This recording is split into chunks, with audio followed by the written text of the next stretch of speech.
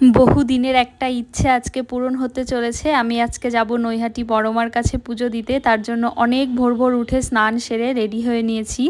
আর এখনও সূর্য উঠে পারেনি, আমরা দুজন রেডি সেডি হয়ে বেরিয়ে পড়লাম।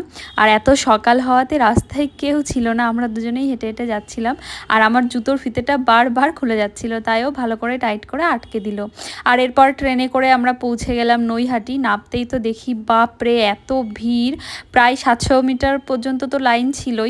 তো লাইনে দাঁড়ালাম, আর এত রোদ্দুর ছিল না, আমি ওড়নাটা মুড়ি দিয়ে নিয়েছিলাম। তারপর আমরা আস্তে আস্তে পৌঁছে গেলাম মায়ের কাছে মন্দিরের ভেতরে। আর খুব সুন্দর করে পুজো দিয়েছি, আর এখানের ব্যবস্থাপনাও খুবই সুন্দর। যারা বড় মাকে পুজো দিতে গেছে তারা অবশ্যই জানে এখানে অনেকক্ষণ দাঁড়াতে দেয়, আর পুজোও খুব সুন্দর করে দিয়ে দেয়। আমরা তো খুবই খুশি ছিলাম। তারপর আমাদের পুজোর টাইমও চলে আসলো, আমরা সবাই আস্তে আস্তে পুজো দিয়ে বেরিয়ে পড়লাম। আর বেরিয়ে গিয়েছিলাম একটু গঙ্গা দর্শন করতে। তারপর ওখানে গিয়ে বোনরা একটু ছবি টবি তুলে নিল। সবাই খুব ভালো থেকো, দেখা হচ্ছে কাল।